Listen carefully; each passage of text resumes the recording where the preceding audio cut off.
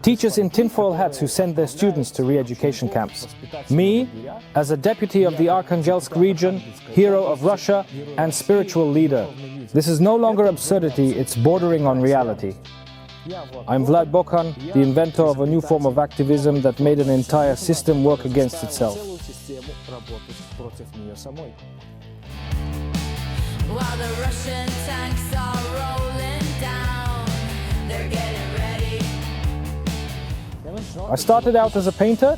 Paint and brush were my political and social megaphone. I didn't confine myself to the studio. That's why in 2020, radical art naturally spilled out onto the streets in the form of resistance against the authorities. Because art without action turns into silence.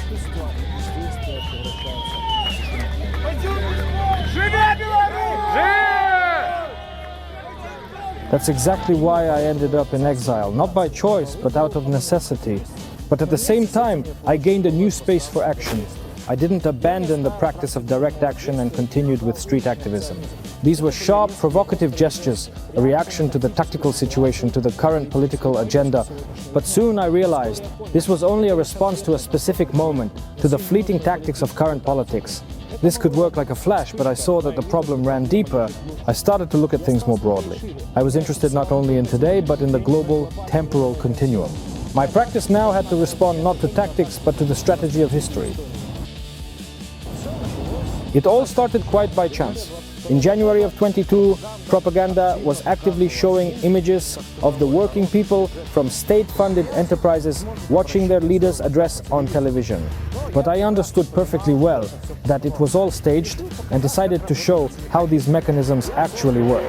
I created a fake email on behalf of a non-existent bureaucratic organization and ordered the teachers at my former school to hold a discussion platform on the proposed constitutional amendments on the eve of the corresponding referendum. And literally the very next day, they sent me the results. When I eventually published this, it certainly caused quite a stir in the media. This surprised me, because I basically showed what everyone already knew. But it turned out that when you provide evidence for it, when you show the mechanisms of how exactly it works, it creates a sensation and has the effect of an expose. We're looking at the world through a barrel of a gun. Are you ready? When the war began, I decided to repeat the experiment in Russia, but this time at a hidden concept. Propaganda loves to feed off anti-fascist themes, so I decided to introduce some dissonance there. I organized a sabotnik, this is a form of supposedly voluntary, but actually forced labor, and called it Arbeit macht frei, or work sets you free. And, pretending to be from the United Russia Party, I sent the order to schools. And a few days later, I received the results. People were even taking photos with posters featuring the Nazi paraphrase, "One nation, one people, one leader." And it's amazing that no one found this suspicious. It's astonishing how easily Nazi slogans fit into the current Russian reality. That's when I realized that the masses don't ask questions. For them, the ritual is more important than the meaning.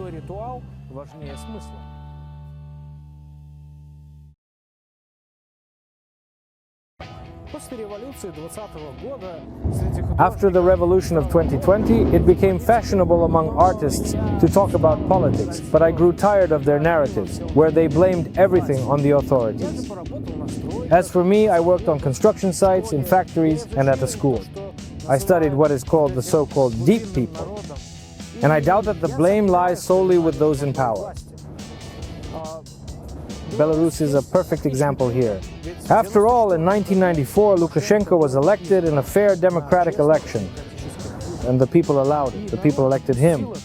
And they themselves pressed the button that set in motion all the processes that led to the autocracy's hands, its claws, wrapping around the neck of society.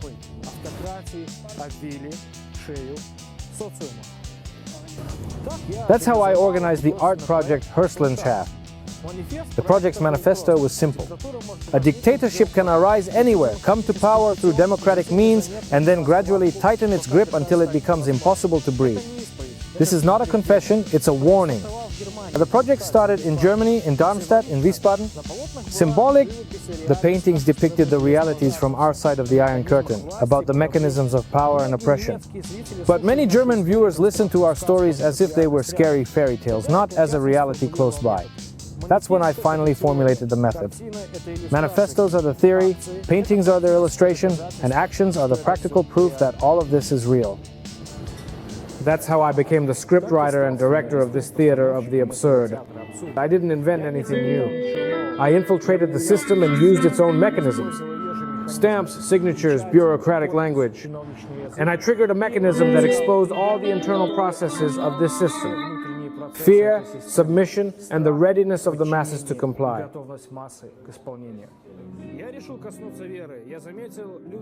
I decided to touch upon faith. I noticed that people love to believe, not to know and understand, but specifically to believe.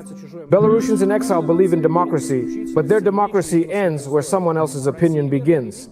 Every nation believes in the uniqueness and greatness of its own history. And in Russia, faith and religion often serve as a justification for a miserable existence and as a way to set themselves apart from the world. So I organized a religious procession in the Kursk region, basing the composition on Repin's painting Religious Procession in the Kursk province. In the province, the rich are under umbrellas, the poor are in dust gendarmes, everyone united in a single impulse, but with different goals. Today, the gendarme is invisible. He has settled in the mind. Perhaps it's absurd when a political party organizes religious events, but not in a place where society has long been dancing the dance of obscurantism. So I decided to raise the level of absurdity and appointed myself nothing less than a hero of Russia. Supposedly for infiltrating enemy lines and sabotaging communications, a kind of metaphor for what I was actually doing. A couple of hand gestures and the captives joyfully praised my image. Autocracy begins with a cult of personality. Society loves heroes because it allows people to shift responsibility onto them and take it off themselves.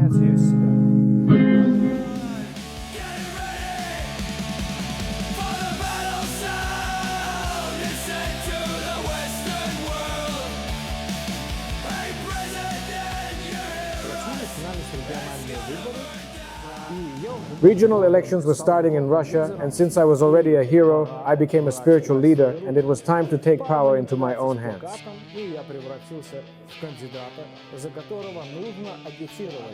A couple of manipulations with a poster, and I turned into a candidate who must be campaigned for because the choice has already been made.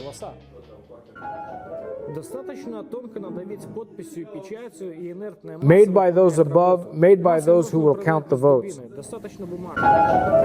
A subtle enough push with a signature and a stamp, and the inert mass does the work. You can control the masses without a club, a piece of paper is enough. And there it is, the majority. It listens, gazing proudly at the one looking down from the poster.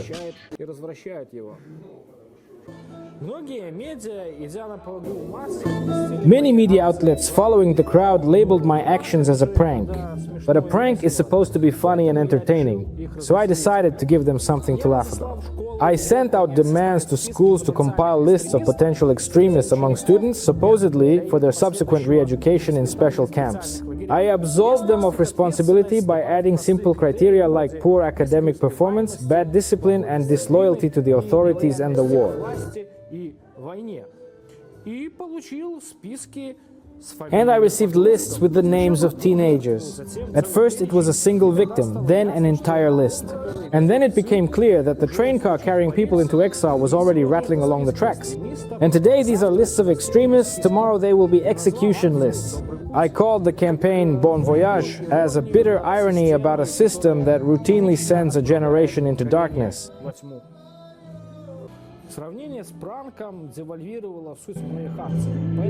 Comparing it to a prank devalued the essence of my actions. That's why my sociologist friend gave it a cultural definition.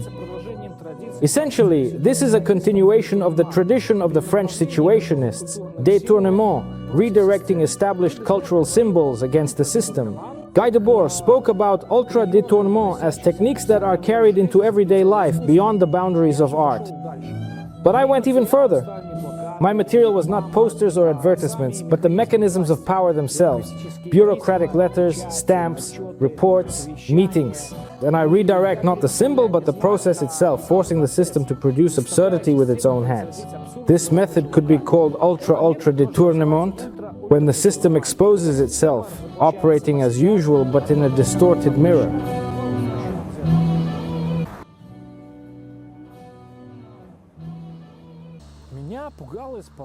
I was frightened by the diligence of these people.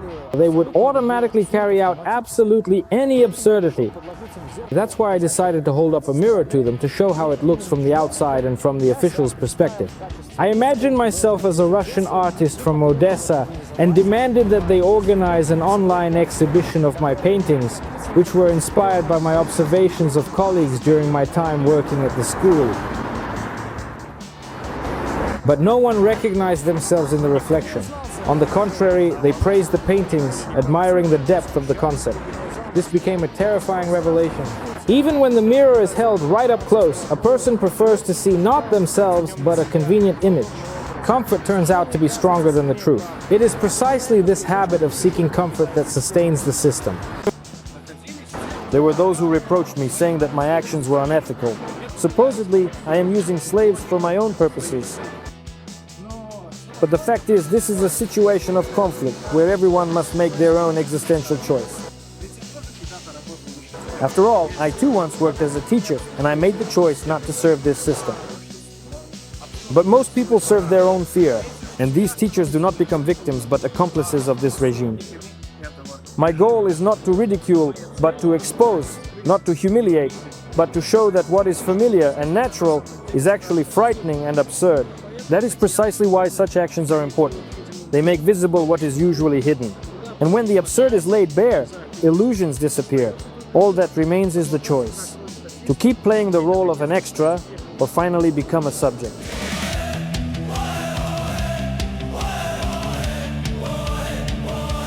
The logical continuation was the project Triumph of the Moth. In Russian, this sounds similar to Leni Riefenstahl's propaganda film Triumph of the Will. In this series, based on Umberto Eco's 14 features of fascism, we showed that these features are already being realized in contemporary Russia. We organized a Russian run to emphasize the cult of action for action's sake. We burned jeans and Windows boxes to illustrate the fight against foreign influence. I appeared in class as a presentation in the role of a pool walker mocking the cult of heroism. We taught traditional values through a joint cooking masterclass with teachers. And all of this came together into a mosaic portrait, from the cult of the past and the untouchability of otherness to militarism and contempt for pacifism. Thus, the Triumph of the Moth became not a separate event, but an exploration of how a whole totalitarian ideology is formed from a multitude of small absurdities, where war is a religion, death is a virtue, and any question to the system is perceived as a crime. The apotheosis of this cycle was an action that gained worldwide attention. I suggested that schools hold lessons on how to counteract radiation from NATO satellites. Teachers seriously made tinfoil hats to protect themselves from external threats. The public's reaction was mixed. Many saw it as nothing more than an absurd comedy. But what struck me most was that we are not talking about random characters from a joke, but about teachers, the very people who shape the next generation. The fact that this seems so natural to them is a truly alarming symptom. In this case, the foolishness is not funny but tragic. It shows that absurdity has become the norm. If a teacher is able to present this nonsense as an educational process, it means that the cult of fear and ritual has taken root more deeply than we are willing to admit.